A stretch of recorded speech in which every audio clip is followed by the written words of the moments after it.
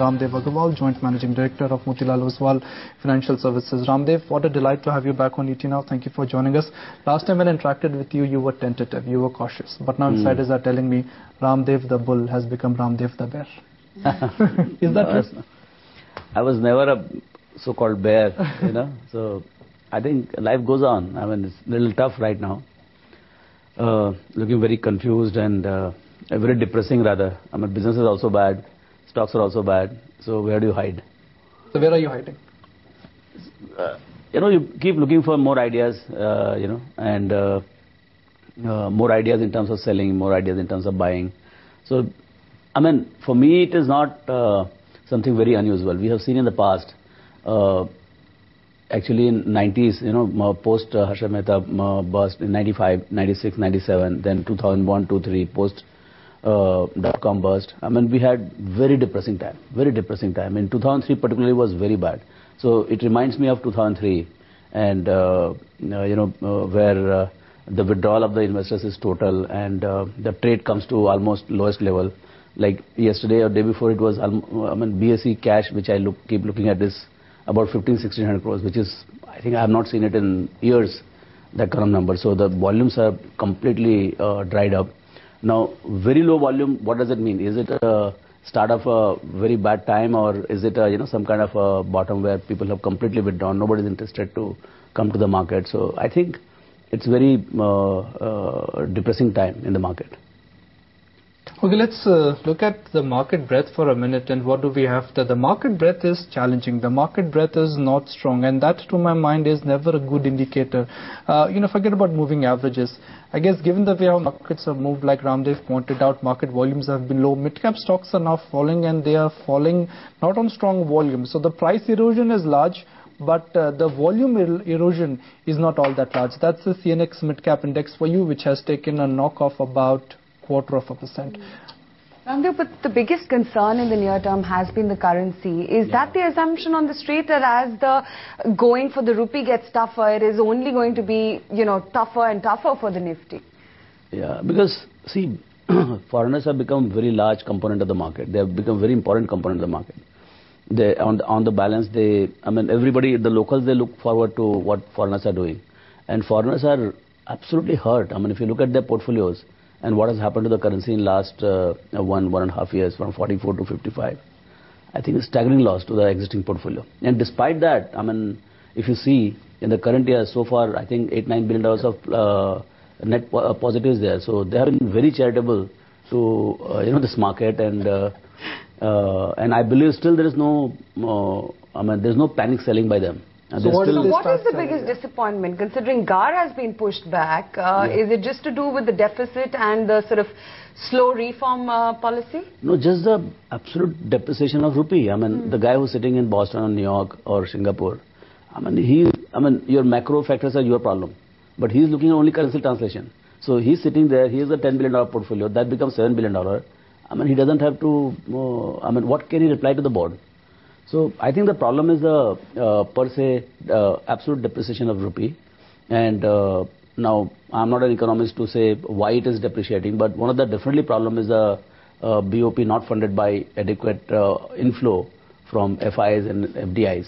And then somebody says that even the fiscal deficit, high fiscal deficit, impacts your current account deficit. So I mean, so it's all interrelated, you know. I mean, if you have the high oil price, then your fiscal deficit will be low, and hence your current account deficit will be low, and pressure on rupee will be low. So I don't know. I'm sure there are so many economists sitting in Delhi and RBI and all the places. They will be applying their mind. But the fact is, the rupee is down. So would you apply the reverse logic, and which is the extreme logic, that we are at 4900 on the Nifty and foreign institutional investors have not turned net sellers? What if they turn net sellers? What will happen to markets then? I mean, see, the earnings are also not broken. At the end of it, there is no forecast that 55 rupees to a dollar or 56 rupees to a dollar breaks down the earning. In fact, if anything, probably it will be earnings positive kind of move, because a lot of export-oriented sectors like IT or engineering and whole lot of because India is a lot more global now. So the cost structures is, I mean, though it looks in rupee, but they are very dollarized in the sense that what you buy.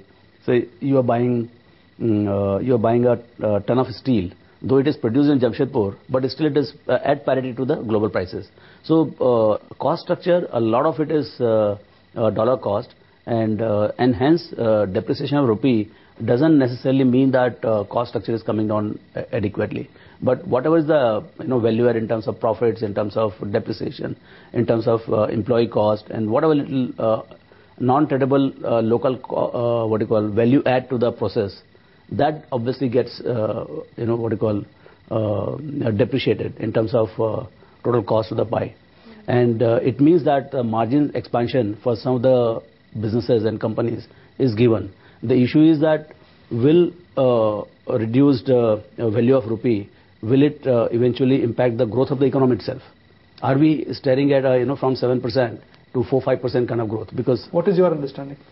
My sense is that if they withdraw the so-called stimulus or so-called fiscal deficit kind of number from say current say 6% or 7% to 4-5%, I think it will definitely take a toll on the already very low growth rate which we are having. So I'm sure the people in Delhi, they are far smarter and they know all this, and they're trying to save the growth rate about 7% so that they can collect their taxes well.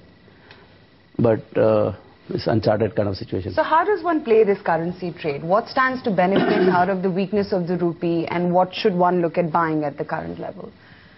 Yeah, so you have to go stock by stock and figure out which are the businesses, say one pharma export company or one tech company or an engineering company which has a very strong Indian technology, Indian cost structure, and it has a pricing power to get the revenues in say dollar terms.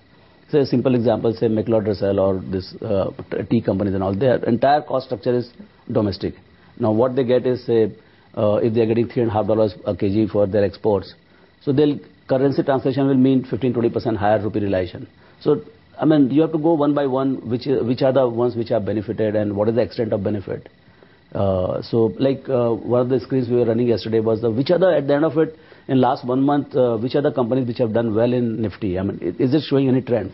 So bang on top is the TCS, which is with 22% kind of outperformance to the Sensex, to the Nifty.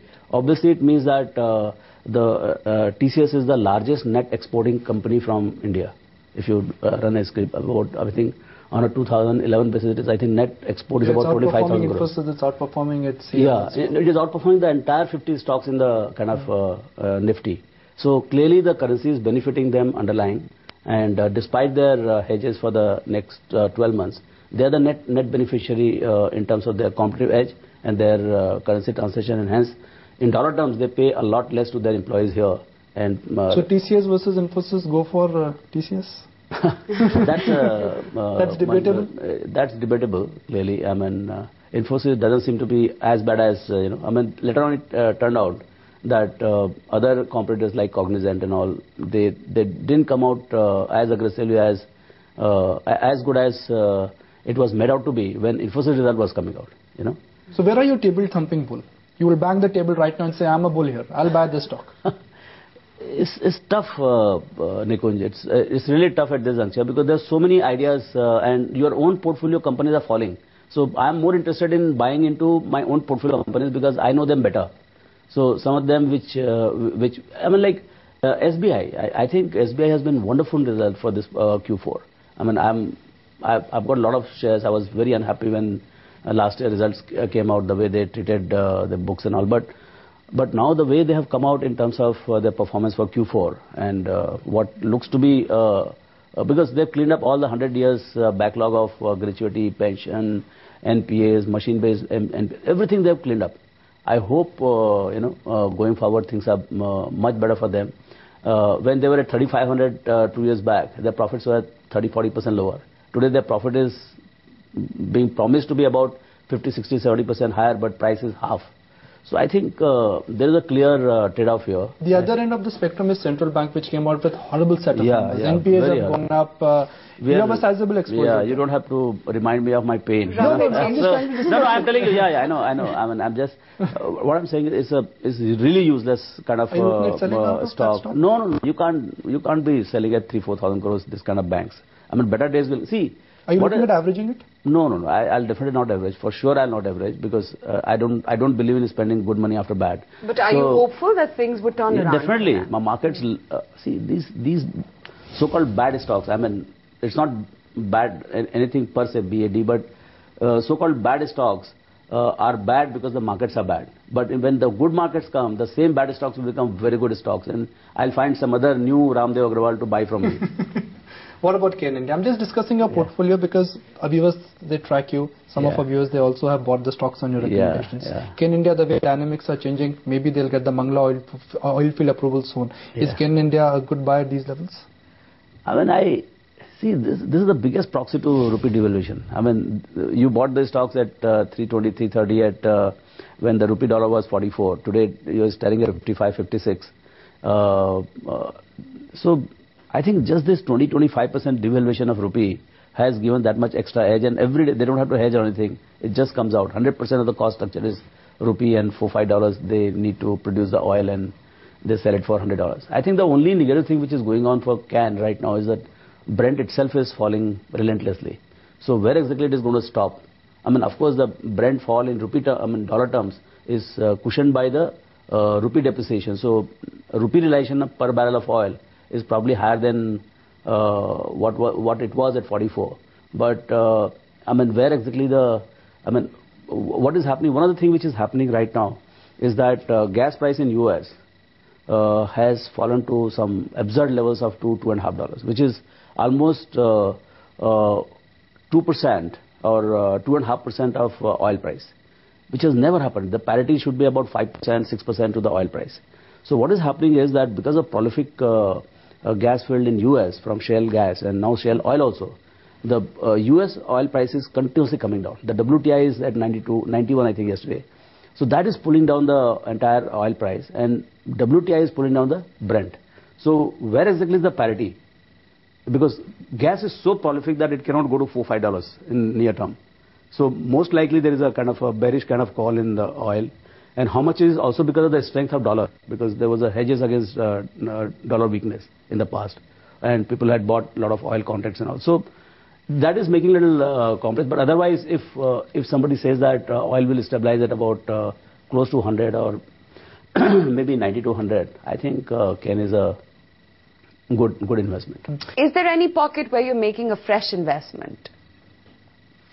Yeah, definitely keep doing that. And I mean, these are times when you can find some of your stocks at your price. So when it comes at my price, my trader will call me up, sir, this lot is available, 25,000 shares is available at this price. So you start examining that. So I have some liquidity because of some sales in the recent past, and dividends have come in now.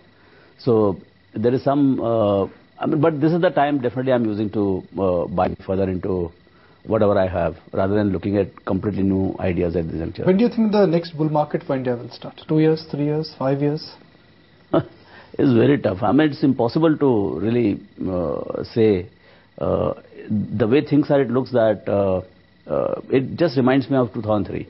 The bull market started in 2003. Yeah, it was the latter part of the 2003. But we had a first half which was very, very bad. And I think somewhere in October, November, it just took off. So something has to give in, either politics or economics. In the sense that politics is looking to be absolutely log-jammed. Nothing seems to be moving, in the sense that neither election is happening nor there's a crisis. Everything, I mean, in Mumbai, in the stock market, people have so much of disappointment, so much of anxiety. This should happen, that should happen. But Delhi seems to be absolutely at peace. As if, I mean, that yesterday dinner party's speech and all you see. I mean, maybe it's a politics and, we don't understand. But there doesn't seem to be any urgency. So politics seems to be going to be as bad as what it is right now, and maybe worse because elections are still 2 years away. So what can change is the economics, because and in economics you have the global and local. Global economics can change big time, in the sense that all the commodity prices are falling continuously.